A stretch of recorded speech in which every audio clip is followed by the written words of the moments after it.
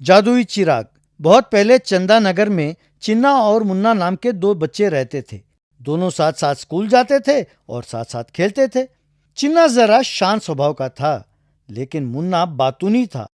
हमेशा कुछ ना कुछ बोलता रहता था, सामने वाले को बोलने का मौका ही नहीं देता था। एक दिन जब दोनों स्कूल से लौट रहे थे तो रास्ते में एक सोने का चिराग दिखाई दिया।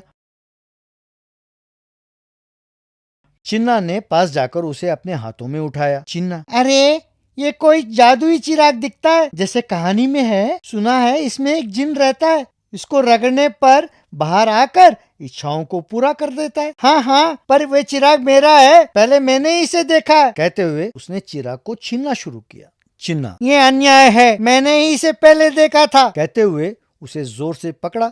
दोनों के इस खींचातानी में चिराग के अंदर का जिन बाहर निकला। जिन, हा हा हा, मुझे बाहर निकालने के लिए धन्यवाद। क्योंकि आप दो हो, इसलिए मैं आप दोनों को एक एक वर दूंगा। किसे क्या चाहिए आप ही तय करें। कहते हुए उसने हवा में अपना हाथ घुमाया और एक छोटी सी डिबिया और सोने से भरा एक थैली प्रकट हुआ।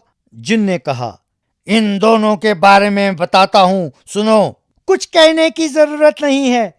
एक कोई काम ना आने वाली डिबिया और एक सोने से भरी थैली। मुझे सोने की थैली ही चाहिए। जिन वहां से गायब हो गया। दोनों अपनी अपनी वस्तुओं को लेकर वहां से चले गए।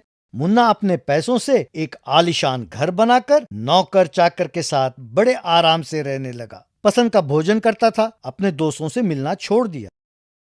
कुछ दिन बाद उसके पास जो पैसे थे वो खर्च हो गए। नौकरों को तनख्वाह ना मिलने की वजह से वो घर छोड़कर चले गए। पैसे खत्म होते ही उसे अपना घर बेचना पड़ा और वो जाकर एक पेड़ के नीचे रहने लगा। एक दिन चिन्ना वहां से गुजर रहा था तो मुन्ना को देखा। मुन्ना, क्या हुआ? पेड़ के नीचे क्यों रह रहे हो? पैसों का क्या हुआ? मुन्ना ने जो हुआ सब बताया। तब चिन्ना, अरे रे, ठीक है, तुम मेरे साथ आकर रहो, तुम्हें कोई कमी नहीं होने दूंगा, ठीक है? वहां से दोनों चले गए। उसके बाद एक बड़े बंगले के पास आए।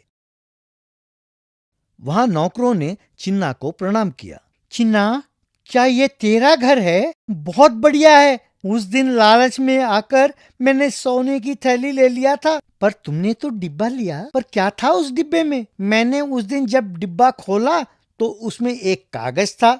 उसमें लिखा था कि जब भी तुम डिब्बा खोलोगे उसमें सोने के सिक्के मिलेंगे। इस तरह जब भी मुझे पैसों की जरूरत होती है तो मैं डिब्बा खोलकर सिक्का निकाल लेता हूँ। इसी तरह धीरे धीरे से ये सब कुछ बनाया है।